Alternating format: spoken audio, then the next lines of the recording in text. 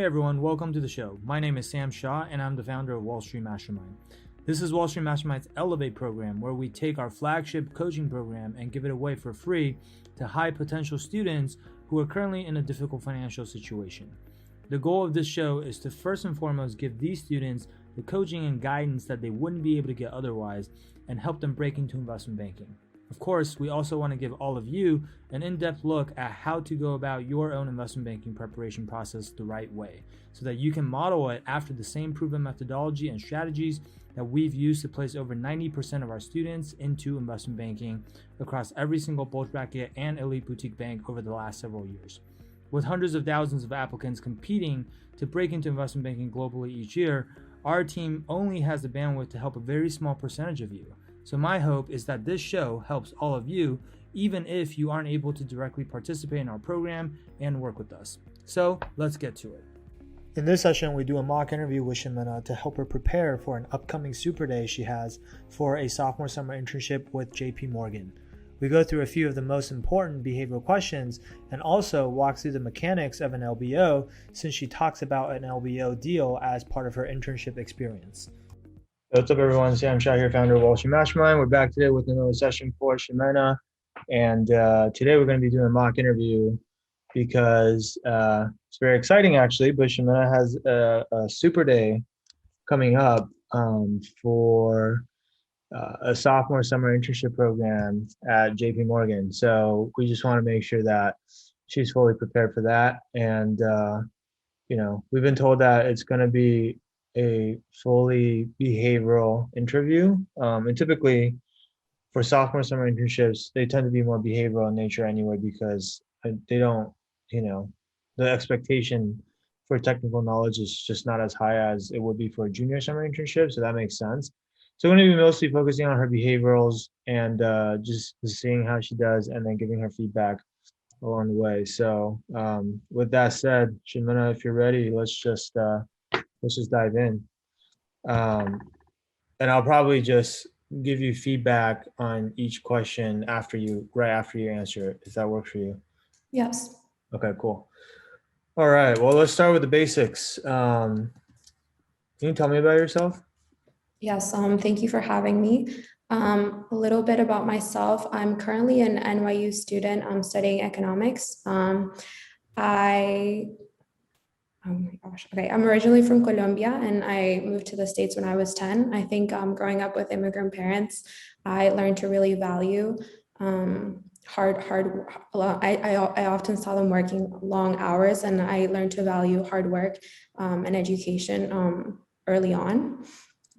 Fast forwarding throughout high school, I worked at a restaurant throughout my 4 years and balanced that with school. And I used my savings by the end of the year to go on to take a gap year, and where I volunteered in Kenya for a month, and I moved to Europe the rest of the year. From this experience, I was working as a business administration volunteer, and I was working with helping allocate competing priorities for a school's budget.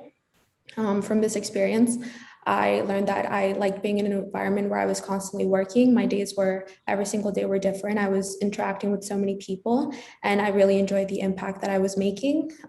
Going into college, I started looking for careers that I could pursue. And after talking to some alumni and upperclassmen, they suggested I looked into investment banking, since I would be working with money, but I would be working on really impactful work. So I started looking into it. I took a couple online classes, and from learning a little bit about evaluating companies, it really got my attention, and I immediately went into looking for maybe more a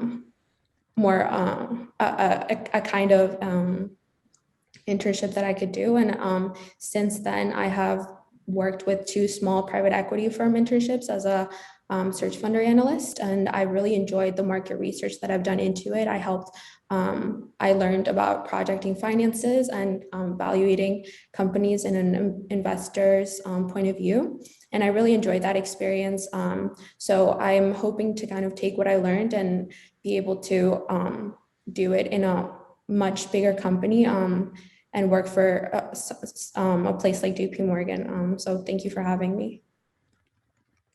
Okay. Are you nervous? Yeah. So I don't know why. Yeah. I feel like I'm shaking. I don't know why, but I don't know. Just overthinking.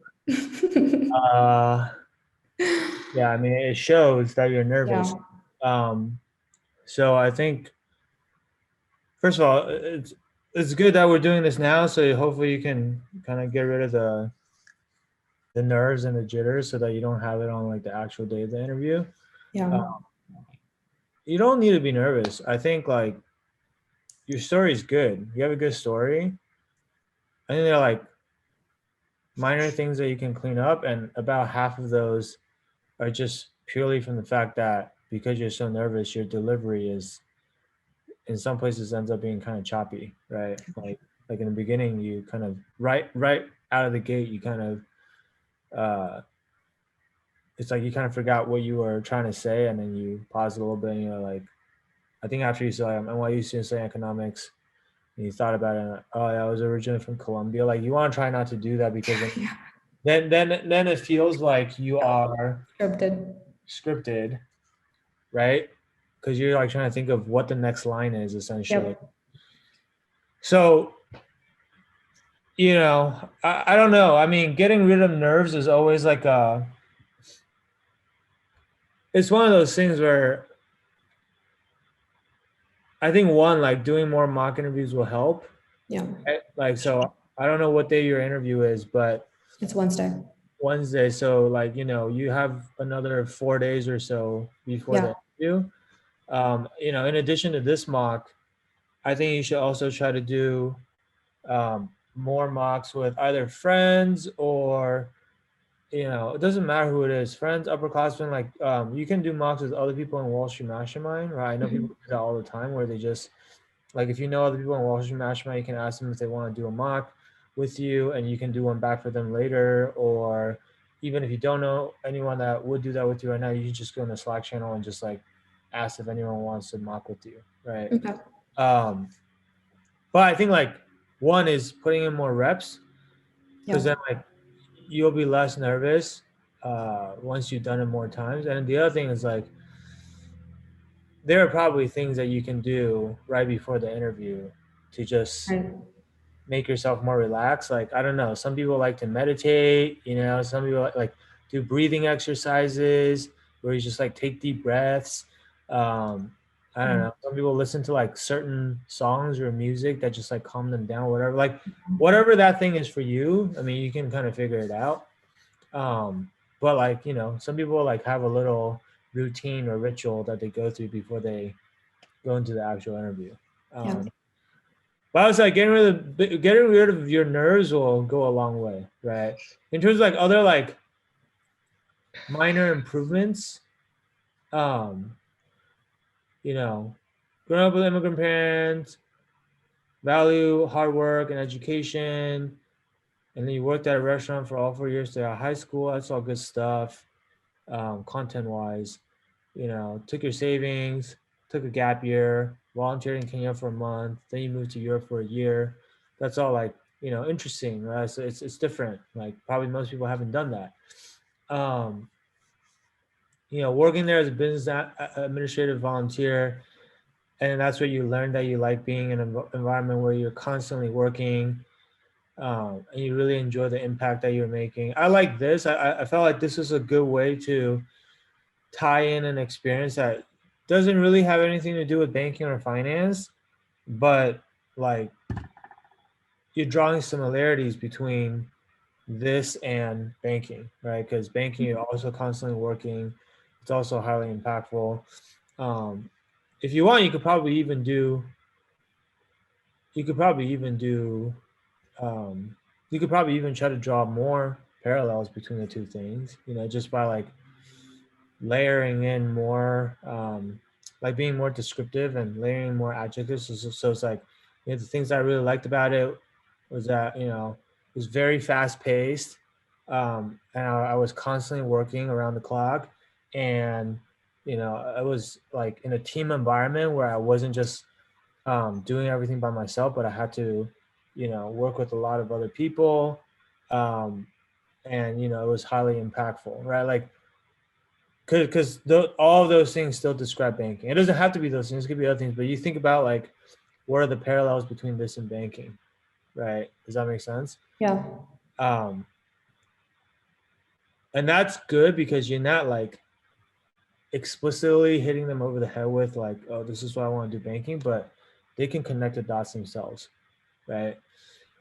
So going to college, I started looking for careers that I started thinking about like what careers I can pursue, and through the process of speaking with upperclassmen and whatnot, some of them suggested I was telling them about my experience in Kenya, and they some of them suggested that maybe I should look into investment banking. Uh, you mentioned like since I would be working with money, I thought that part was kind of random because Yeah, like I don't know what the significance of that is, I you're guess. right. Unless there's something that you were trying to. No, I actually I just read through like right before talking to you, I was reading back through the tell me about yourself thing. I think that's why I was also so nervous because I feel like I just read it.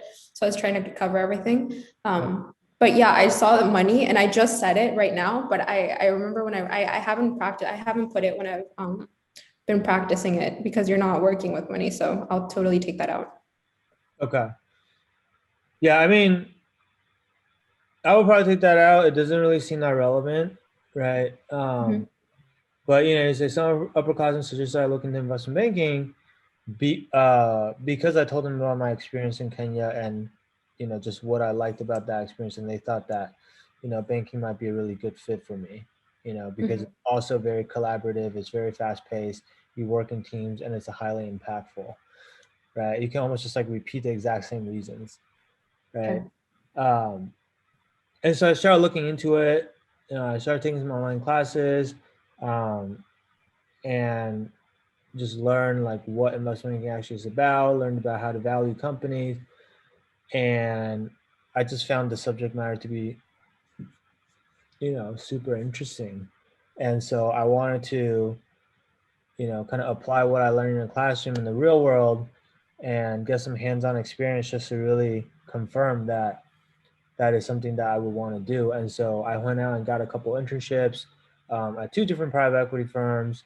One one at Questel Legacy and the other one at Valpo Holdings. And I on those in those jobs, uh, I learned about how to evaluate companies from an investor's point of view, how to conduct due diligence, how to forecast out their financial performance, and really just determine what a proper valuation would be for these companies. And Mhm. it's been really fun.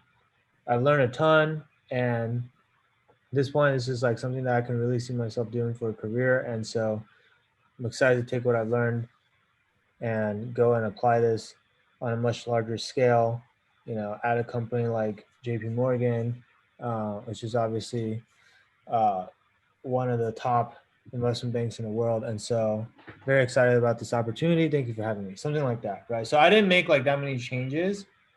I think the point is like the answer is I think 80% of the way there. Content's out there. The flow of your answer, the progression is like all fine. It's chronological and very logical. I'm just like making very small refinements around the edges in terms of like how you say certain things. Does that make sense?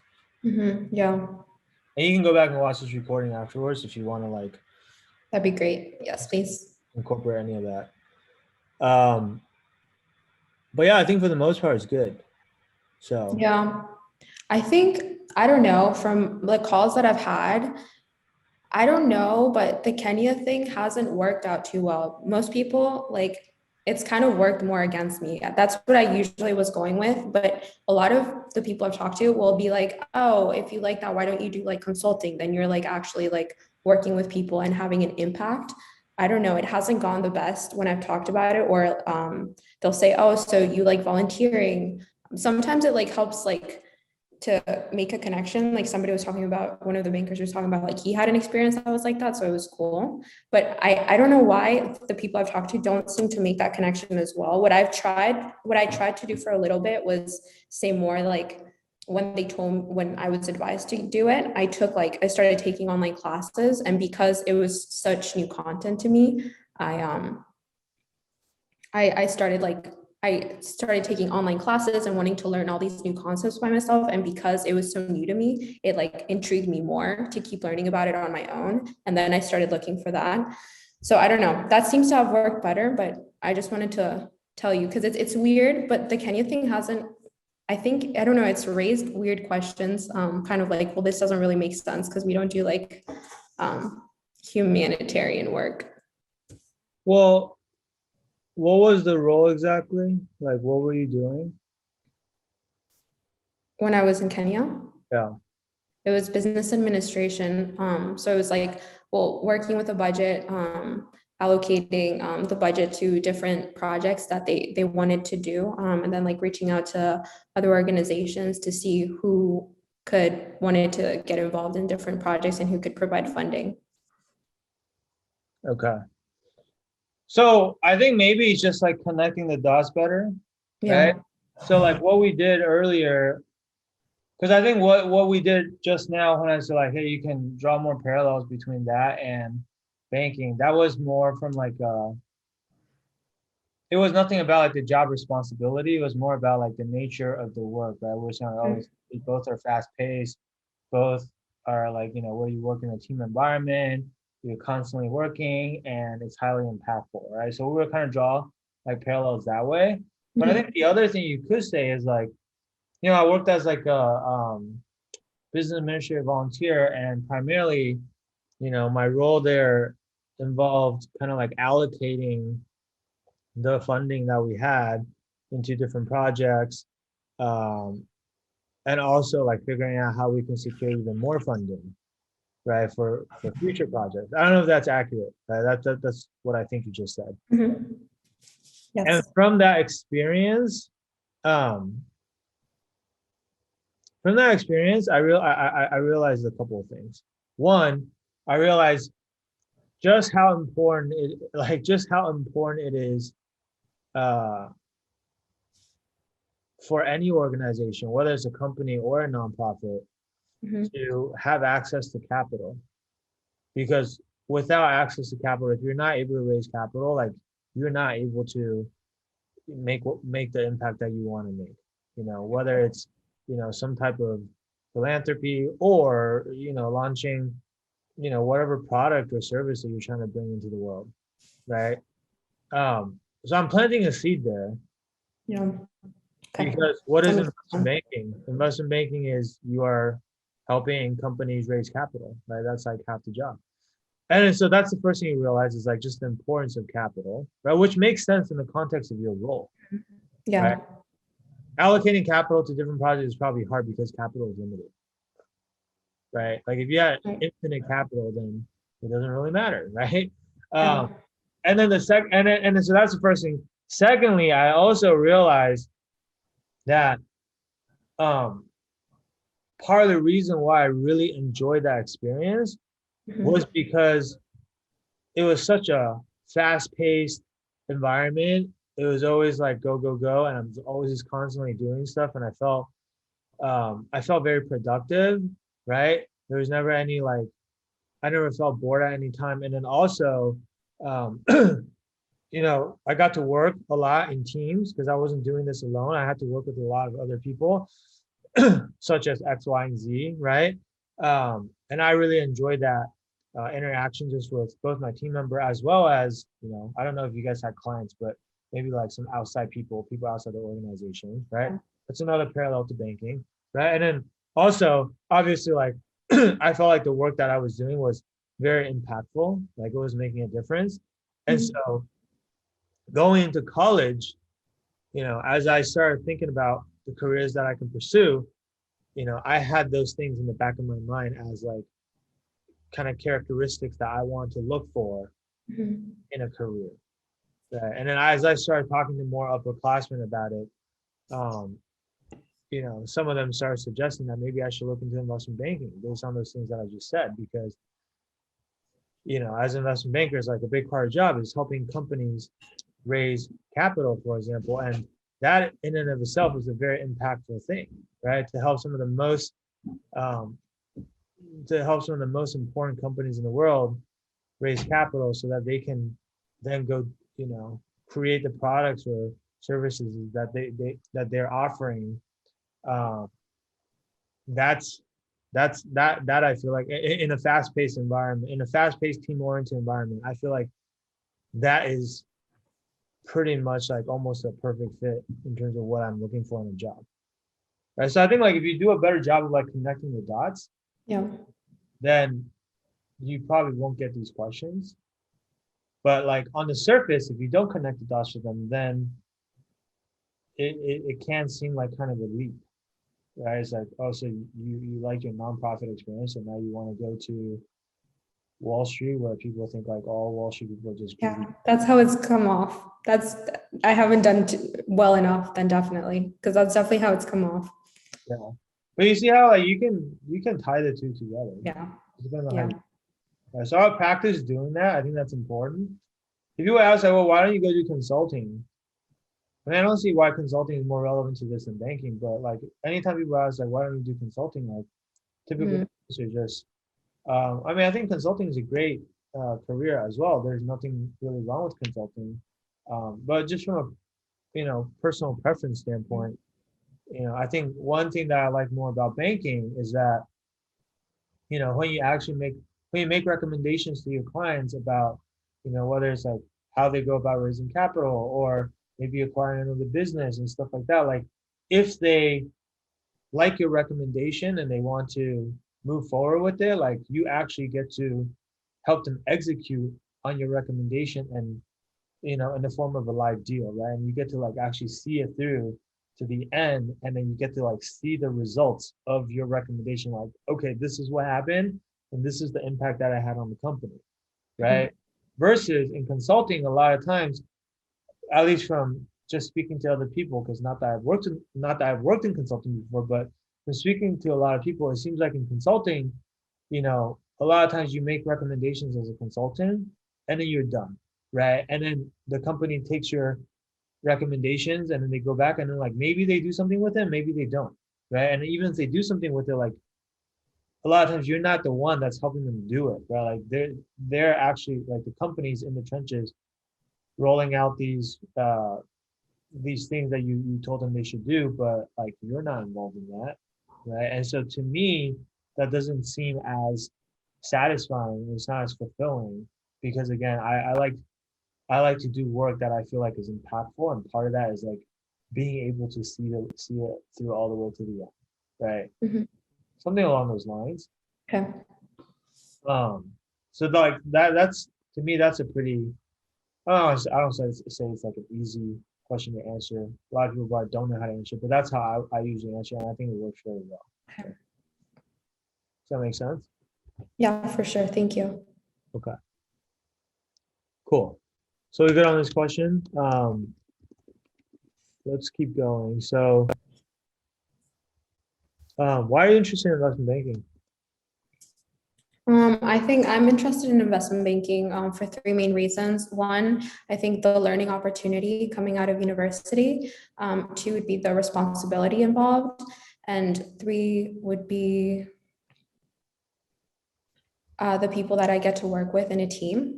So for starters, I'm very interested. I think coming out of college, from the alumni that I've talked to, investment banking provides one of the steepest learning curves. You're given so many responsibilities coming out. You're working on live deals and seeing how transactions are made and are working with oh my gosh, no. You're seeing how transactions are made and are given a lot of responsibility. I also really enjoy looking into the team environment. When I was younger, I played soccer, and growing up, I've always really I really miss having the team environment and kind of the camaraderie that results from it. And I think going into investment banking, it's teamwork is very emphasized as you're all working on a project for a long time. And I think that's what interests me in investment banking. I just have to structure it better. Yeah. Yeah. Yeah, I think again the content's mostly there, but I think you probably just need to you just need more repetition in terms of delivering these answers, right? So again, practicing on your own will help, but also like doing more mocks with people. Just a lot of these answers, like the more times you set it and practice it, like the more it's gonna just become second nature and roll off your tongue, Like back when I used to have to interview, like I used to always do better in the later interviews than like the first few, because after a while I just said these answers so many times, like I don't have to think about it anymore, right? I think learning, opportunity, responsibility involved, people that I get to work, the people that you get to work with, and team environment. Um when you were elaborating on it, you kind of, I think you kind of, I know you listed those as like 3 different reasons, but when you were elaborating on it, you kind of combined the learning opportunity with the responsibility involved. That kind of turned into one, which is fine. Those two can go together. Like you can say, provides one of the steepest learning curves. You get a lot of responsibilities. You're working on live deals. You're seeing how transactions made. Blah blah blah blah. That's fine. But if you want to use that as one thing, then the second thing is like, okay, you talked about missing that team environment, playing soccer. I like that. You're tying it back to like kind of your own upbringing, and so it makes it more genuine and believable. But then I think you can add a third reason, which is kind of tangential to like the team environment thing, but it's different. It's just like you miss working in a team environment, and then lastly, it's like it's the quality or it's the caliber of the people that you get to learn from, right? Which is kind of what you said. You said like the people I get to work with in a team, and then so you kind of combine those two, but you can split them up too. Yeah, I was saving the caliber for the why JPMorgan. That's why I like split the 2 words. I think, I don't know. I see. I mean, you can have it for both, even it doesn't matter, because if you already talked about caliber of people, and then they ask you, okay, well, why JPMorgan next, and then there's that overlap, it's not contradictory. You just said you wanted a job where you get to work with high caliber people, and then JPMorgan has high caliber people, so it's like it's actually in alignment, right? But I think like just being more clear on what your 3 reasons are, and then like when you're elaborating on it, like hit each point harder. Like right now it's kind of all a little bit like jumbled together, I think like one way to make a more clear distinction too is like to use, I don't know what the right term is, but like to use just words like, so first and foremost, blah blah blah blah, and then second reason, blah blah blah blah, last but not least, blah blah blah blah. So then I know like, okay, you're moving through the 3 things that you laid out, right?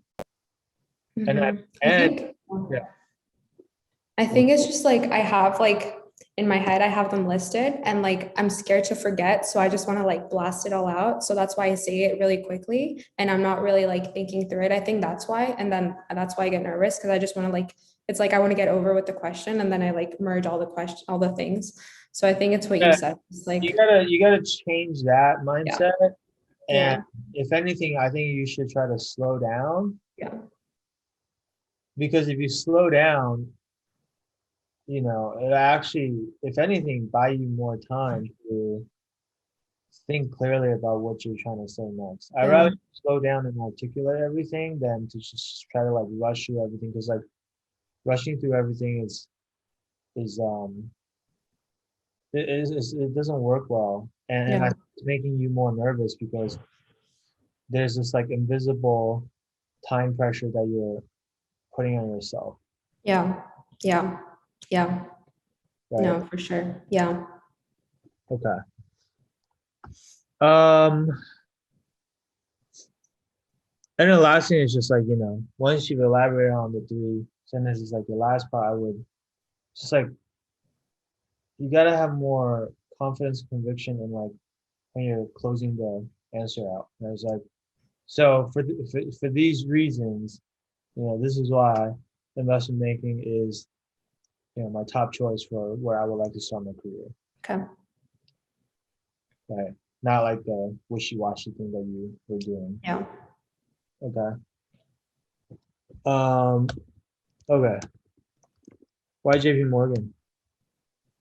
There's three general reasons why I'm very interested in JP Morgan. One would be the people. Two would be, I think, their attention to career development. And then three, their position as a global leader. So for starters, from a couple of the events that I've been to, I have really enjoyed the meetings that we've had with the JP Morgan community. After reaching out to some analysts and associates, one associate, Michael, had talked to me about how much he enjoyed the environment he was working in every day. The people have very good energy, and he feels that he is working around high caliber individuals that are really helping him with any questions that he has. And I think the environment that the people that you're working with is very important, since you're spending most of your time with these people, even sometimes more than your family and friends. So it's important that you're in an environment that works well. And from my conversations, JP Morgan seems to provide that kind of enjoyable environment going to work. Second of all would be their attention to career development. From the presentations as well, I've noticed that a lot of people tend to stay in JP Morgan for plus or 5 years and on. For example, MD Israel Martinez had worked at JP Morgan for about 10 years. Another global head, Montserrat, had worked at JP Morgan for about 15 years. And when I spoke to both of them, they had both talked about how much progression they had been able to do throughout their careers and work in different roles. And anytime that they had a question, they could always reach out in terms of career development and see what kind of projects could help them expand their roles. And then third of all would be JP Morgan's position as a global leader, being a full service investment bank that covers all industry and product groups. I know that 2021 year to date, they've generated the highest deal fees in investment banking globally in the Americas, and across multiple industry groups, from real estate to energy and power to retail. So I know that whatever group I end up working in, I'll have a great experience no matter what. For these reasons, I would really enjoy working at JP Morgan. Okay. Wow.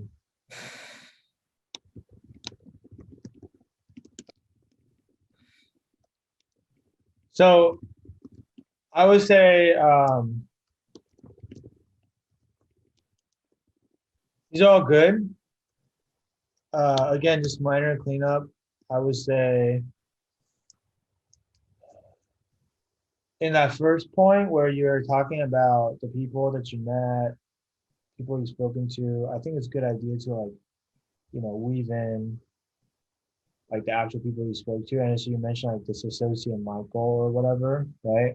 I would use their full name, just like just use their full name. So it's like, because Michael could just be anyone, but like using their full name makes it more real. Now, like, oh, okay, yeah, like they can Yeah. actually go and look this person up and see who they are if they want to, Okay. right? Um, so yeah, use their full names, and then I would say, uh, you're still kind of rushing a little bit. You did better on this one. You start immediately doing the things that I just talked about. Like, first and foremost, whatever, last but not least. So it was more clear that you were moving on to the next point. But like even at the end of each point, I could feel you like kind of just like rushing through a little bit so you can like get to the Yeah. next one, right? Like the last thing you said in like the first point was like, the environment is really important because you're spending even more time with these people than even like your own family, and family provides an enjoyable environment to go to work. And then you just like went to the next one, right? So it's like Yeah. that last sentence almost like started trolling. I was like, just don't rush it. Just finish your thought. Finish your Okay. thought, and then like go to the next one, right? Um, the the attention to career development, um, you say like I've noticed that a lot of people tend to stay at JPMorgan for 5 years and on. This is probably nitpicky, but I feel like just the nature of investment banking is that statistically, most people don't stay for more than 5 years and on, right? Most people Mm-hmm. don't stay for more than 2 years as an analyst, or even if they go on to associate, they don't stay more than 4 or 5 years. And like, so I feel like that sentence is somewhat inaccurate, but that doesn't mean you can't use this talking about. I would just strike the part about how a lot of people tend to stay more than 5 years, and you can just go straight into your examples. Just like, from the presentations that I attended, um, I got to speak to, you know, his managing director. His name is Israel Martinez, who I worked at JP Morgan for 10 years. And then I also met another global head, which you didn't Mm-hmm. say his name. You should say his name, right? Let's got to, if you remember the name, hopefully. I don't Yeah, know. Montserrat. Yeah. Yeah. So I also spoke to, whatever the name is, who's a global head and blah, blah, blah. He's been at JP Morgan for 15 years. And when I spoke to both of them, they talked about how much progression they've been able to make throughout their careers at JP Morgan, and why they've, stayed at this one firm the entire time, which, is because of all the career development opportunities that they had, right? Anytime they wanted to, you know, take the like take the next step, or kind of like grow professionally, they were able to. I don't know. You said like see what kind of projects can expand the role. Again, that last part of your point felt a little bit vague and almost rushed, right? So I don't know if like they gave you more specific examples, but if nothing else, just even just saying like, hey, these two MDs that I spoke to, they stayed at JP Morgan for about like 10 and 15 years respectively. They both love it here. They've stayed at one place. They haven't gone anywhere else. And the biggest reasons they said was because JP Morgan really invests a lot in their employees in terms of career development and stuff like that. And that's really the type of place that I want to work at. Hopefully, I can. Okay. I had like a specific, I didn't know if it would be like good to mention for career development. I had thought about, so one of the conversations that I had, that talked about how like early on when they started, they had seen like a boom in Brazil of like private equity, and nobody had really paid so much attention to it. So like this person had suggested it to the firm, and they told her that she could go down and look into it. And she was like the lead in this like whole program and role. So like that as part of the career development thing, as like a more specific example, would that work? This is one of the MDs. This is, yeah, that will a current like global head, but it's a global head of private equity. So I don't know if that would be like off. No, it's not. It's not off. It's just when you say global head of private equity, meaning like the financial sponsors group within investment banking. Yeah, I believe so. Okay, I would confirm. Um, I would confirm their title, on like LinkedIn or whatever. But like, if he's an investment banker that covers private equity clients, but no, but she's not an investment banker. she's in their She's private equity arm. so her specific role is global head of private equity sales. Private equity sales. Okay. I'm not sure what private equity sales means, but in this context, but regardless, though, that's fine. I think it's a fine example. Like, in fact, it's more specific than what you said, Yeah. you know? So you can just say, like, I spoke to this XYZ person who's a global head, and, she told me a story that really stuck with me. Um, she was telling me about how JP Morgan really cares about their employees' career development and really invest in their people. And so this one time she brought up this idea, blah, blah, blah, and then like, they let her go in. And then you saw that, and then she, she became the point person, and like now she's like the global head for private equity sales. And so you just think that that's so awesome that, a huge firm like JPMorgan would let their employees do stuff like that. Right? And that really just shows that there's a lot of opportunity at JPMorgan, and that as long as you have good ideas and you bring them to the table, like, you're going to be able to just like, really, you're gonna be able to have like a really rewarding experience from that, right? Something along those lines. Yeah. So I think that can work. Okay. You know, um, or you can. Is this the one that's been there for 15 years? Yes. Okay. So yeah, then I think you should weave this in, right? Instead of being it gave like a concrete no. Yeah. Yeah, instead of just being vague and saying, anytime they had a question, they could always reach out, see what kind of projects can expand their roles. It's just like, Yeah. give this more specific example. Okay. Right? And then your last point about global leader, full service investment bank, all industry and product groups, I think that's all good stuff. Highest investment banking deal fees in 2021. It's good. But I think like the one thing you probably could add here is trying to find it. Like if I look at the league tables, yeah, there we go. I remember this. So if I look at the league tables, this is on like ft.com. Mm-hmm. Like they break it out by like all the different industry groups, like which bank has had the highest fees. I think I showed you this last time maybe. Yeah, but I didn't know the site. Okay. League tables. Okay. Yeah, I can send this to you. I'll send this to you in the chat. Thank But you. I think you can be more clear, which is just like like they had the do they have the highest deal fees this year? Yeah, global investment banking, right? Yeah, so oops, didn't need to do that. But yeah, so JPMorgan has had the highest overall fees in investment banking this year, right? And it's also strong across multiple industry verticals.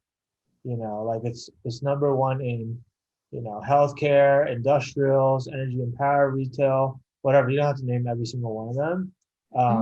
And even the verticals where it's not maybe the highest, it's usually in like the top three, right? So what that tells you is that basically what you said, no matter what group you end up getting placed in, that you're going to end up having a great experience no matter what. Right? Does that make sense? Yeah. For sure. Thank you. Okay. All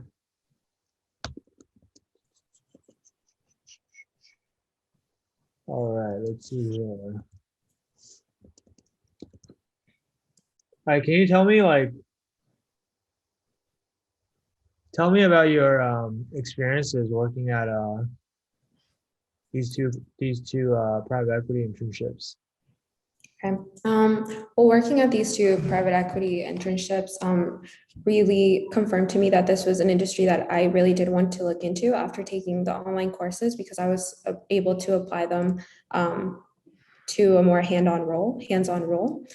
So starting with Questa Legacy, we went through the whole process of researching different companies that we would look into when we saw an opportunity. We would get their CIMs and look into the company more in depth. And if we were interested, we would go through their financials and then modeled a few projections of the businesses to see if they would be profitable in the future. I found this really interesting as I had never really done anything like that before, and it felt like a challenge every single week. I was also with my first firm. I stayed there for about 3 months, and by the end of it, I had learned quite a bit more about projecting models, and I was leading a couple of the other interns that were there with how they could go about starting their models, how they could create the debt down, pay down structure of the model, and how eventually they could come up with the terminal value. And then, so that was a great learning experience at Questa. And I also wanted to, after that, do the same kind of work, maybe with a different team or group or company. So I looked for another internship where I could use that, but then see how I could transfer those skills to a new company. And so then I went on to Valpo Holdings, where I was working, and now I'm working with 3 individuals who are looking into dentistry. So it's very different from my previous internship. My previous internship was more wide. We were looking from trucking companies to IT companies. So that was very interesting at looking at different industries as well. But currently looking at dentistry, it's much more specific. And it's basically done the same work and job of going through different companies that can catch our attention and seeing how basically my bosses can sometimes interact with possible clients and coming to terms with possible possible agreements if they decide to acquire the company. So I really enjoyed both of those experiences going forward. And those are my most recent experiences on my resume. Okay.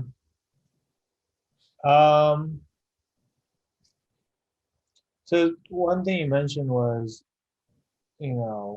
leading a couple other interns there, teaching them how to do like the debt pay down schedule, how to come up with the terminal value. Are you talking about like an LBO model here? Yeah. Okay, so what do you mean by terminal value? Because that's more of a Yeah, it's a DCF. I confuse the terms, so even on my resume, the thing is I haven't known how to approach it or if to just like, because I think it's a good skill to show, but it was just like when I learned it very wishy-washy. So yeah, I don't know. I definitely have to wash that out, but it was not the terminal value, but it was like you would project the final value and then you would do it times the multiple. Yeah, so the enterprise value, not the terminal value. Right? So you would create the projections and the margin, and then you would get to like, it was the 10-year projection, and you would get to the final number, and then we would do that times the multiple. Yeah, so you're talking about like the enterprise value at exit, basically. Yeah, exactly. The exit enterprise value. Yeah, so definitely terms. Yeah, so you gotta be more precise with terminology, because that kind of threw me off, or it can come across as like you not really understanding the technical concepts. Yeah. Because I was like, terminal value? So Yeah. But okay.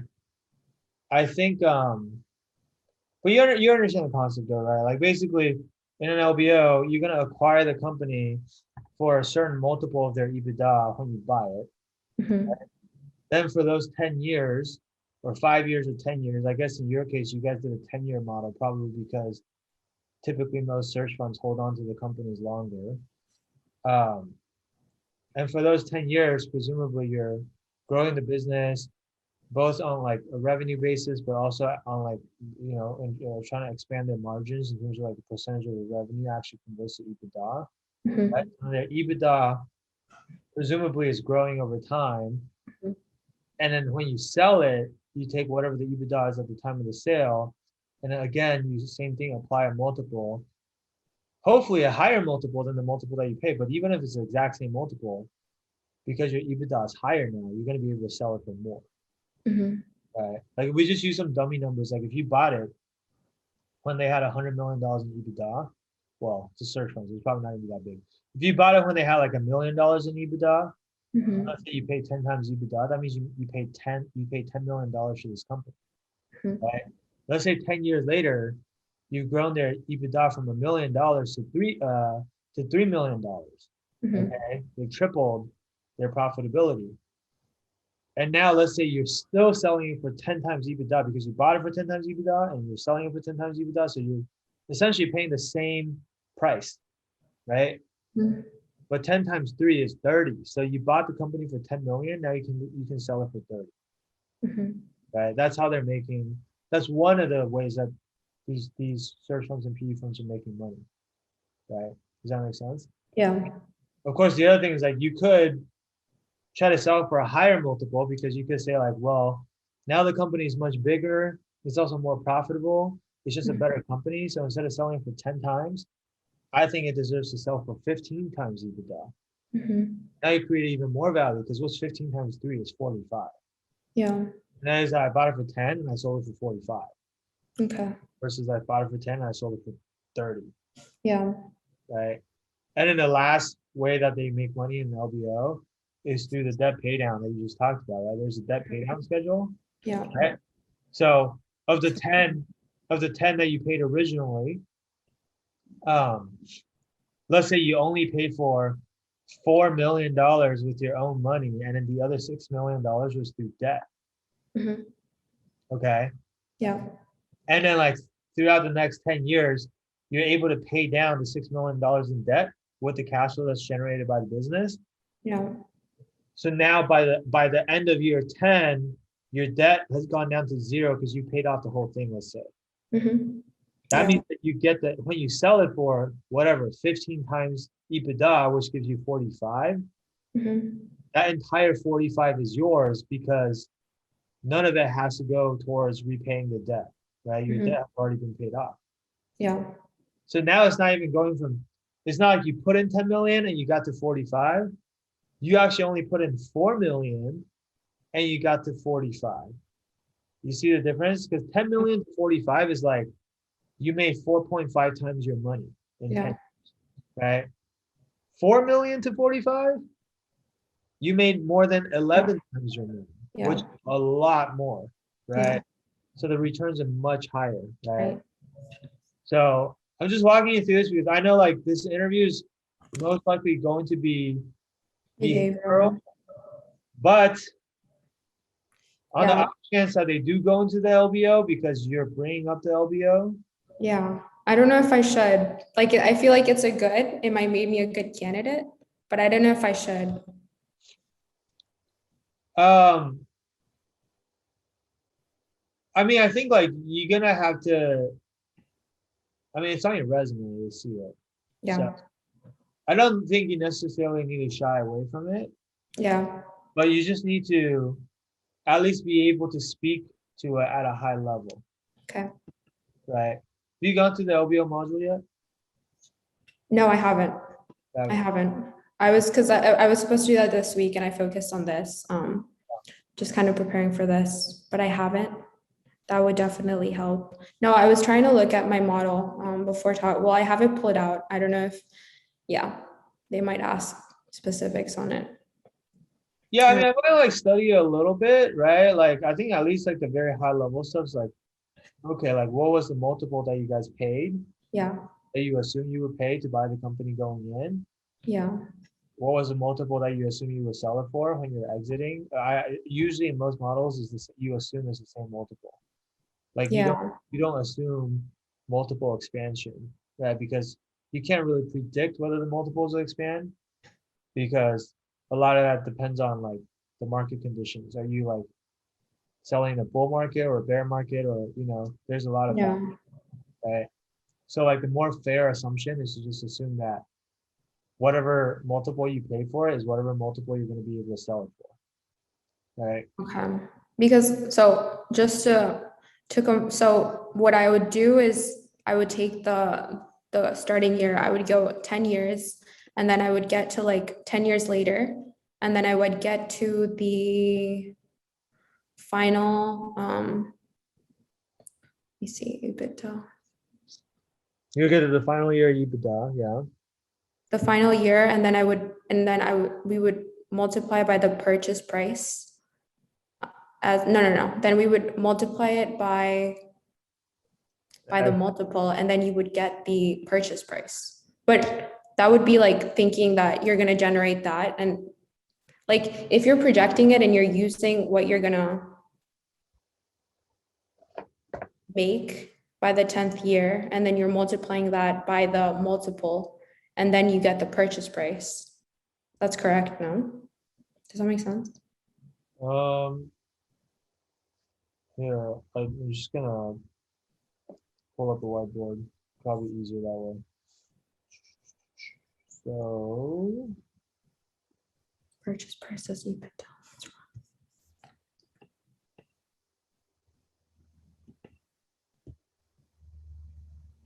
Makes it here.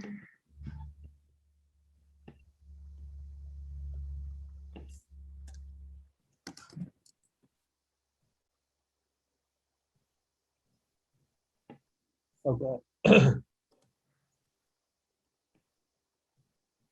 So let's use some numbers. In the model, like what did you guys assume you were gonna buy this company for? Like, what was their EBITDA at the time of entry? Entry just means when you're entering to the deal and buying the company. What was their EBITDA and what was the multiple you guys were putting in it? So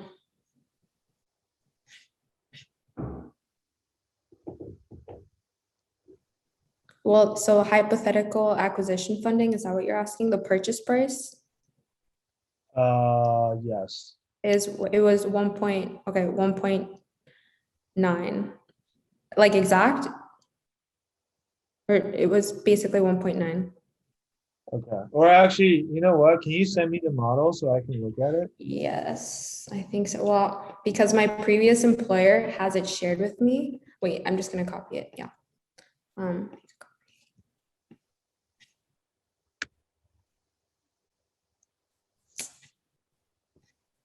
Oh, you can't share. Oh, it's online. No, I can. I am. It's probably not gonna be great. I didn't know what I was doing most of it, but well, kind of. It's It fine. was just a lot of like self-teaching and going through like models that he would give me and trying to see how all the numbers fit. And I thought it was super interesting because I was just kind of logically going through it. That's But fine. I just want to see the numbers that you guys are using so I can. I shared it. Where is it? I shared it through Sheets. Through email? Okay.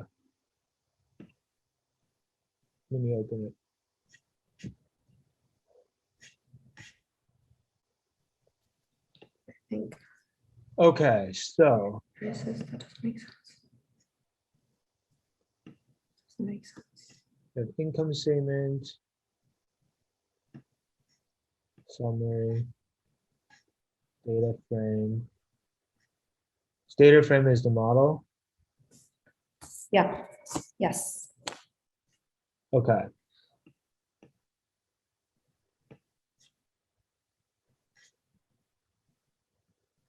All right, so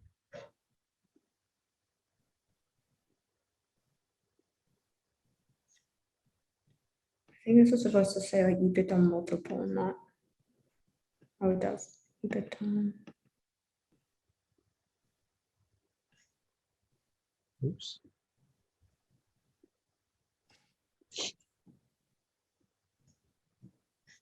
All right, so this is basically the EBITDA. So here's the purchase assumptions. Mhm. All right. So basically what it's saying is the EBITDA at the time of when you guys are buying the company is $476 million. Or I don't know, well, maybe this is in dollars, $476,000, right? And then you guys are applying a 4 times EBITDA multiple to that, which means that you're saying you're gonna pay this times this for the company. Okay, so you're paying about $1.9 million. Okay. Okay.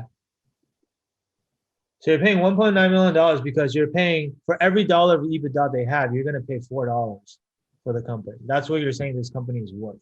Mm-hmm. Right. Then also from there,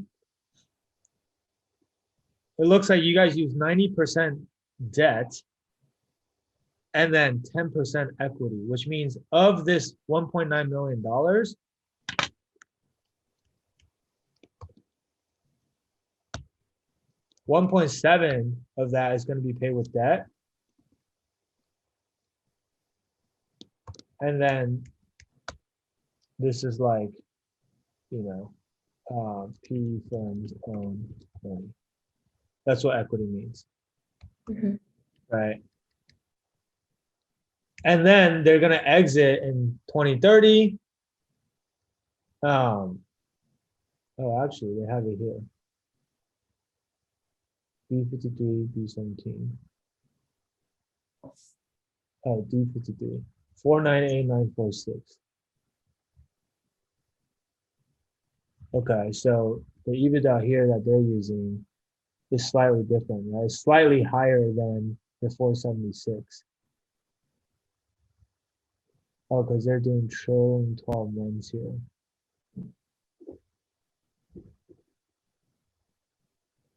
Okay. I guess they're not using the trailing 12 months, but rather they're using the 2020 full Yeah, year. well, I did this. Like after I made the model, he told me like, can you input this? I think he wanted a comparison point, but this wasn't like part of like the whole model. What I was using was just like this. Okay. Okay, well, regardless then, doesn't matter, right? Like we don't have to use like super precise numbers Yeah. because I think like they're not gonna know. It's not they see this model, right? Yeah. But if I come back to the whiteboard now that I have these numbers,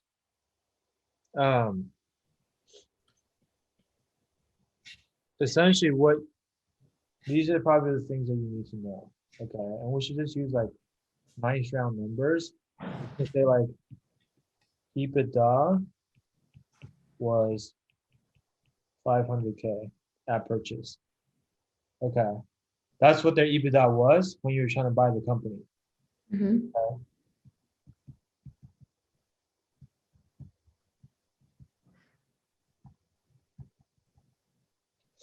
And then you guys applied a 4 times EBITDA multiple. Like this is basically the valuation that you guys assigned to the company, right? Yeah.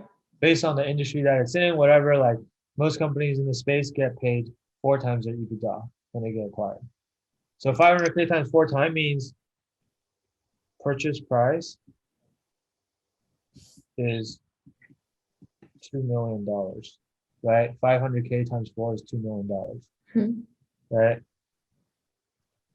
But of that purchase price, the PE firm is only putting down 10% of that. And the other 90% they're going to borrow. That's what they said, right? So 90% is financed with debt, right? Which is $1.8 million with debt, right? Because 90% of 2 million is 1.8, right? 10% with equity from the search fund, which just means they're taking their own cash and putting $200,000 into the deal, right? Does that make sense? Yeah. So of this $2 million, 1.8 is coming from the debt that they borrowed, and the other 200K is actually coming from the search fund. So essentially, this is how much they're investing into the deal when it comes to their own money. Okay. This is an important number because this is what we're going to calculate the returns off of. Yeah. Okay. You still follow me so far? Okay. That's what you use to calculate the return. Yes, that's one of the inputs, right? And then basically you then project it out 10 years. Yeah. Right? Just scrolling down your projection. So Yeah. you project it out 10 years. And then basically by year 10, so this was that purchase, right? Then at exit just means when you go to sell the company. This is at entry, which is just means when you buy the company, right? Yeah. So when you go to exit, year 10, the EBITDA is now 641,000. Okay, so I'm just looking at your model. So it grew by 29%, right? EBITDA is now, let's just use round numbers. 640K. Okay. So it grew by 29% growth over those 10 years. Okay. You're gonna again apply the same multiple because you bought it for 4 times EBITDA. You're gonna assume that you're also gonna sell it for 4 times EBITDA. Mm-hmm. So then you do same thing, 640K times 4, because that's the multiple that you're applying, right? That gets you to 2.56 Right. million, right? Which is this? Okay. Yeah. And so that's how much you're getting back. But then also, you don't get all of this necessarily because you have to pay off the debt that you took on. Remember, we took on $1.8 million of debt. Yep. And so during those 10 years that you held on to the company, though, you started paying down the debt, Mm-hmm. right? And that's why in your model, like in row 87, you're projecting out the free cash flow, Mm-hmm. right? Because all the free cash flow that you have every year, you're going to just put it towards paying down The debt. Yep. the interest payment that you have to make on the debt, which I believe you guys are saying it's 6% or something, right? And so like in row Oh, 92, it's in row 92, you're making the interest payments because when you borrow money, you have to pay interest, right? And then in row 93, you're making payments on like the principal balance to like bring down how much you owe, right? Yep. Because the Yep. interest is calculated off the principal. And then so your ending debt is in row 94. Mm-hmm. And then so basically what this is showing is by year 2030, when you're ready to exit the company, your debt balance has been completely paid off. Yeah. It's zero, right? Mm-hmm. So then that means that when you're actually exiting, since there's no debt, you would actually just get this entire thing, right? Hypothetically speaking, just so you understand conceptually, let's say if by the end of the holding period when you're trying to sell, let's say we were out of the 1.8, we were only able to pay off $800,000. That means we still have $1 million of debt left. Mm-hmm. Then from the 2.56, oops, didn't want to do that. From the 2.56, say if we still had $1 million of debt, right? That would mean that we're only going to get 1.56 back. Okay. Right? Because I sell the company for 2.56, but I still got to take $1 million out of that to pay off what I owe. Right. Unless, don't they sometimes buy the debt? Buy the debt? No, that like they take the debt or something like that. Like they take the debt. Well, if they do, then they're just gonna reduce the price. Yeah. Okay. So bottom line is like whatever the exit price is, you take the exit EBITDA times the exit multiple, which is really just the same as the entry multiple. Yeah. You get to the exit, you get to the sale price. This is the sale price. Then you repay any debt left. And then that gets you to your net proceeds, right? And then you take your net proceeds versus this is your initial investment was 200K. Yeah. So in this case, you put in 200K. You put in 200K and you made 1.56, right? Let's call it 1.6. That means you made about 8 times your money. Okay. But actually, in your model, the entire debt was paid off, right? Mm-hmm. There was 0 debt. So you actually made all of the 2.56, right? Or let's just call it 2.6. So essentially, you invested 200K and you made 2.6, Mm-hmm. which is what, 13x? So you made 13x your money Mm-hmm. over 10 years, which is about a 22% IRR. So that's an IRR, yeah. So I think these were.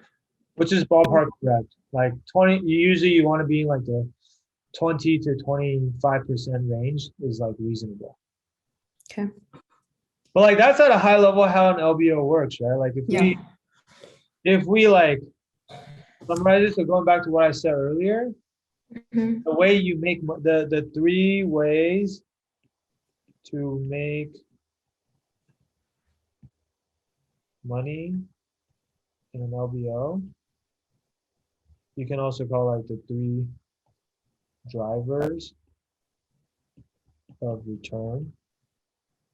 It's the same idea for an LBO.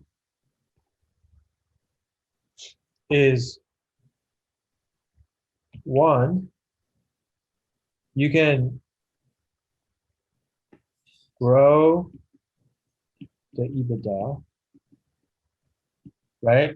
Because if nothing else changes and you just grow the EBITDA, then you're going to be able to sell it for more, Mm-hmm. right? Like in your case, again, we grew EBITDA from 500K to 640, right? And so that alone, this is about a 30% growth, right? So if nothing else changes, you should be able to sell the company for 30% more than you bought it for, right? Because you're applying a 4 times multiple in both instances, Mm-hmm. right? You see what I'm saying? Yeah. So that's just math, right? It's going to be Okay. 30% growth. So that's the first way, is just grow your EBITDA. The second way is, what if you can get multiple expansion, right? Meaning maybe you bought it for 4x here, but maybe when you sell it, you can sell it for 5x. Because again, like I said, when you're selling the company is much bigger and it's more profitable now. And maybe like you've been running it for 10 years and you've been making all these improvements to it. Maybe it's a better company, right? It's kind of like if you buy a house and then you remodel it, you put in a new kitchen, new bathroom, new everything, the house should be worth more. Yeah. I Right? think I know that I understand that different companies use different multiples. I just don't understand the concept of the multiple. The concept of the multiple is that, think about it this way, right? Like, so if we'll use real estate as an example. So you're from what, like Washington, D.C. or something? Yeah. TMB. So let's say like you're trying to buy a house in Washington, D.C. Or, and then there's an identical house in New York City. Okay, identical. This house is 1,000 square foot. This one's also 1,000 square foot. How much would like 1,000 square foot house cost in Washington, D.C.? I don't really know. Like, In DC. Well, I live in Maryland. Well, where I live, I think they're about like 800,000. Oh wait, 1,000 square feet. I don't know by square feet. I Okay. don't know how that works. Well, let's just make it up. Okay. Let's say it's like $700,000 to buy this house. That means, so this is like the valuation. This is the over valuation. Okay. This is also like, you can think of it as enterprise value. Mhm. That means that you're paying $700 per square foot, right? So this is like the equivalent of your multiple, okay? In New York City, the exact same house that costs 1,000 square foot will probably be at least $1 million. Okay. Exact same house. Why? Because properties are more expensive in New York. Mhm. Why? Because Why? Okay. because there's more jobs. You can make more money in New York. It's like based on those metrics, it's like a better city to live in, better quality of life. More people want to live there, right? So like, it's just this is better location, right? So because it's a better location, people are willing to pay $1,000 per square foot instead of only $700 per square foot, right? So multiple is the same thing, right? Like instead of X dollars per square foot, it's saying 4 times EBITDA. You're saying you're willing to pay $4 to acquire each dollar of EBITDA that the company has. Okay. Does that make sense? So like, Yes. I'm trying to make an analogy. So it's like now if like when you bought it, now let's say this is like company. It's not a house anymore. Company we bought, right? When we bought it, we paid $4 per dollar of EBITDA, right? As we pay 4 times EBITDA multiple, right? Now, when we go and sell it, company in 2030, when we sell,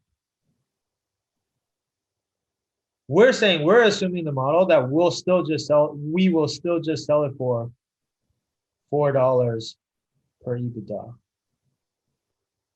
right? So we're holding a constant, which is usually what you assume in the model. Mhm. I'm just saying that in real life, you could potentially maybe make an argument that you should be able to charge more than $4 because it's kind of like going from this house to this house. It's a better house. We're like, it's a better company. 10 years later, we've been running the company for 10 years. We've been making presumably all sorts of improvements to it, right? It's grown from, $1.5 million in revenue to 2.25. It's grown almost 50% during that time, right? So it's a much bigger business. The EBITDA is 30% higher. And so typically like bigger businesses are worth more, right? And so I could argue that, hey, it's a better business now. So instead of only charging you a 4x multiple, I'm going to charge you 5x. So you got to pay $5 per EBITDA, just like how you would only pay $700 per square foot in DC, but you're willing to pay $1,000 per square foot for New York because it's better. It's a better house. It's a better location. It's not better. Does that make sense? Mhm. So like valuation multiples, you're just comparing it on an apples to apples basis. Like you can't look at these two houses and be like, oh, this one's $1 million and this one's 700K and say which one's more expensive. Oh, this one's more expensive. But like, what if this one is more expensive because you're paying $1,000 per square foot versus $700 per square foot. right? But like, what if I said, this is 2,000 square feet and you're paying $1 million for this, and this is only 1,000 square feet and you're paying 700K. Well, now this is only $500 per square foot.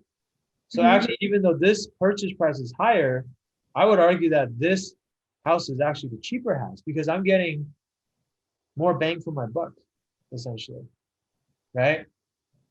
Like I'm paying $300,000 more, but my house is twice as big. So that's why, like, usually when we're comparing companies or houses, or like we're comparing the pricing, we're looking at it on a multiple basis. We're not looking at just at like the headline number, the overall enterprise value, and say, oh well, this company is $2 million and that company is $1 million. So the $2 million one is more expensive. I'm just going to buy the $1 million one because it's a better deal. It's not, right?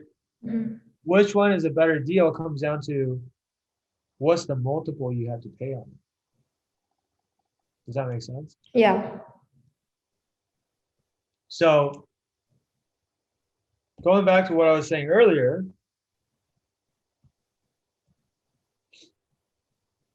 one way is to grow the EBITDA, right? The other way is that you can assume there might be multiple expansion. Even though I'm buying it for 4 times today, I might be able to sell it for more than 4 times in the future. Okay. But what that means is, like, let's say if the EBITDA today is 500K when we acquire it, and I just run the business as is, and nothing changes, and then when I sell it, instead of going to 640K, I'm still, or instead of EBITDA growing to 640K, let's say EBITDA is still at 500K. But now, instead of selling for 4 times EBITDA, I sell it for 5 times EBITDA because, not necessarily even because the company improved, because again, the company stayed exactly the same, but maybe the stock market is hotter now. Okay. Like as the market moves up, the valuation goes up with it, right? Just like real estate prices, like it goes up over time, right? You buy a house 10 years ago versus you buy a house today, it's going to be more expensive today. Right? So you might assume that there's multiple expansion. And just from this, you're going to go from 2 million to, you're going to buy for 2 million, you're going to sell it for 2.5 million. Oops.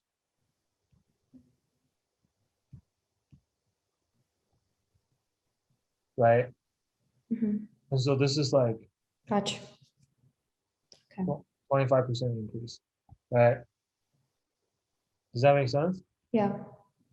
And then the last way is debt pay down, right? Which is also what you have in the model, because again, they used 10% equity and 90% debt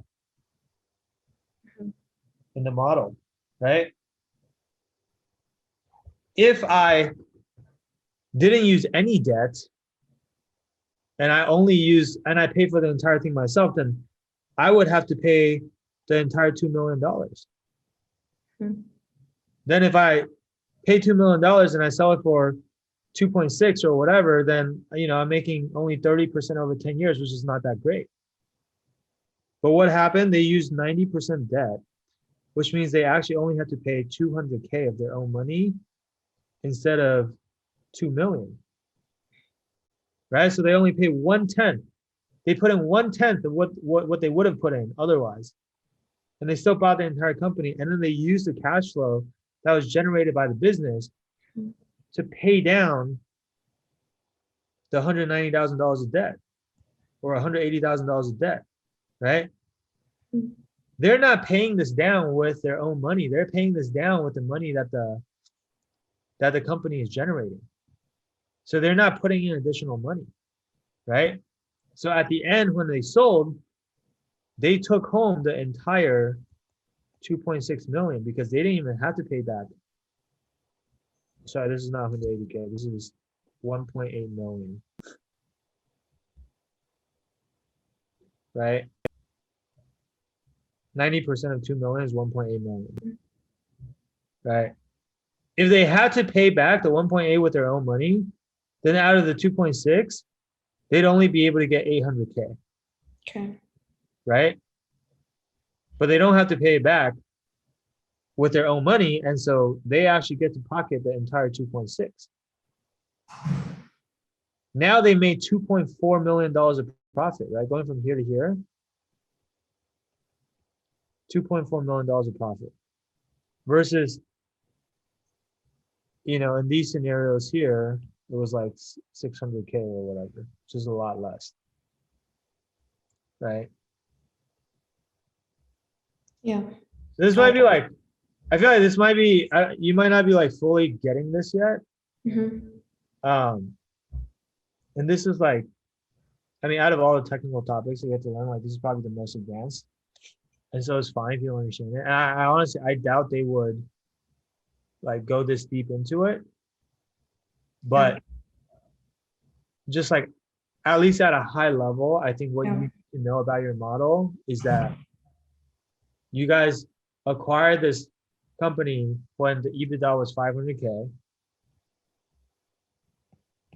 You guys acquired it when EBITDA was 500K. You paid a 4 times EBITDA multiple,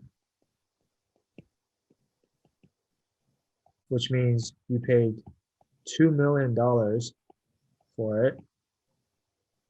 I'm just giving you like the key facts that you have to, right? Out of that, you only use 10% equity. Yep. And 90% debt.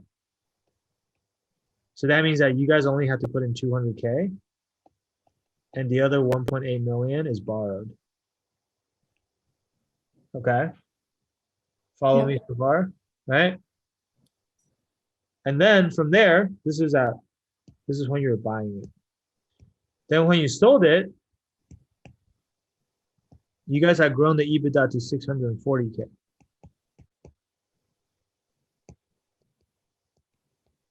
Okay. You also apply the same 4 times EBITDA multiple, which means you sold it for $2.6 million. Okay. But also at the time of the sale, you owned 100% of the equity and you had 0% debt left because all of the debt has been paid off from your free cash flow during the 10 years. Okay. So that means that now in return, you're getting all $2.6 million because there's $0 in debt. Does that make sense? Yeah. And so the math is you put in 200K and you made, and then you got back $2.6 million and this took 10 years. And based on that. And that's the IRR, right? Well, so based on that, you made 13 times your money. They call this MOIC, which is multiple on invested capital. So the invested capital is 200K. That's how much you have to invest up front, right? This is how much you got back, which is 13 times the 200K you invested, right? So it's 13 times MOIC. And to calculate the IRR, the formula is MOIC to the 1 over number of years. This is an exponent minus 1. So what does that mean? That means that if we plug in the numbers, MOIC is 13 to the 1 over 10 because it's 10 years, right? You held the investment for 10 years, or it took you 10 years to generate the 13 times return, minus 1. Okay. Right? And then so if you use a calculator to do the math,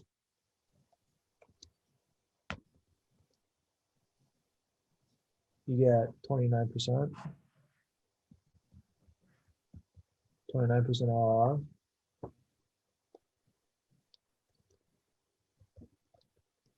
Yeah, does that make sense? Yeah. So this is the IRR. Okay. That's like simplified version of your model, right? All the steps here are the same.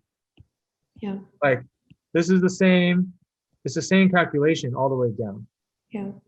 right?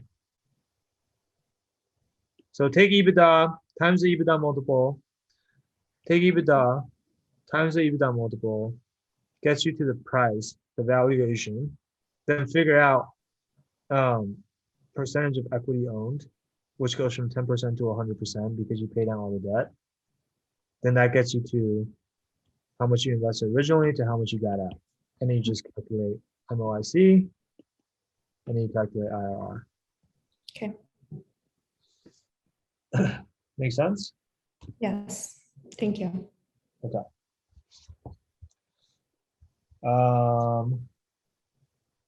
Any questions? No, that makes a lot of sense. I'm a lot yeah, it's something that's been bothering me since definitely the very beginning because I had mentioned it to you and when we first did the resume, I was always very iffy about putting it, but you had mentioned that I could share it with you and you could help me walk through it. So I've been iffy about it, but I think it's just, yeah, it's better not to just escape the question and that really helps. Yeah, I mean, again, I'm guessing if they already told you that this interview is going to be mostly behavioral, then they're not really going to like, Yeah. you know, get into this. Yeah.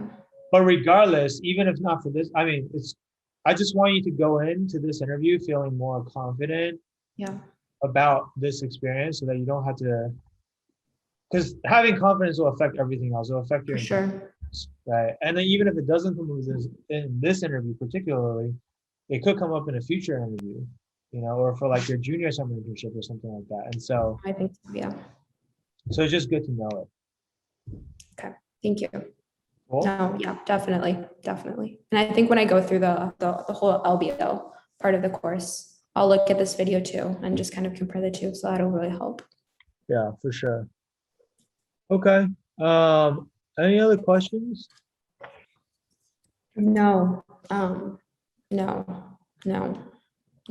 So super day is Wednesday. Yeah. So like I told you, they said that there's two back-to-back 25. For the risk management thing, should I just do the same thing? Like why risk management, like look up some questions for that, I'm guessing, right?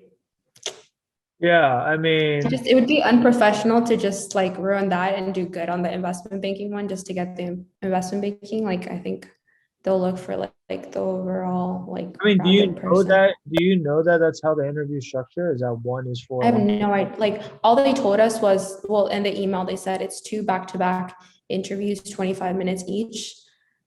And then that's all we know. And then when we filled out when we signed up for the programs, they gave us two options. And so I had put IB in the first one and I just chose risk manage. I don't know why. I don't know. I just chose that.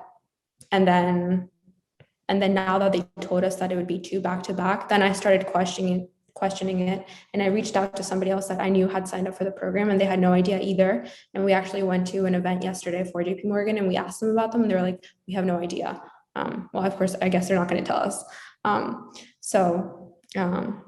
So we don't know. We don't know if to basically practice for both roles or not. But what I did do though was when they did this, they gave a presentation and I took a picture of like the slides. So I have the slides of like the risk management and the person that spoke. So what I was maybe thinking was I connected with the risk management person that spoke on LinkedIn. So maybe, but I don't know if it's like too last minute to reach out and see if maybe they could have a talk with me so I could like maybe even like talk about their role. But I don't know, it's not of my interest. I really just picked it because the whole program is called CIB. It's like corporate investment banking.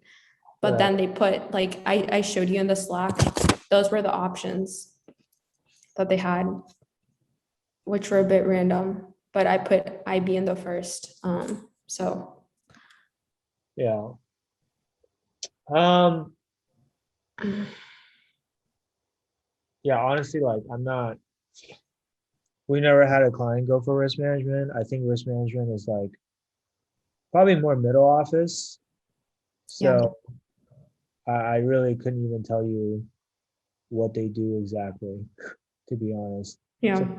So it's hard for me to help you come up with like an answer for why you want to do risk management, but you're probably gonna have to do some research on Yeah. what the Yeah. job entails, and then just come up with something that you're able to say. Yeah. I'm happy to look at the answer after you come up with it, Okay. but yeah, sorry I'm not as helpful there. No. It wasn't the idea. But thank you. That helped a lot. Yeah.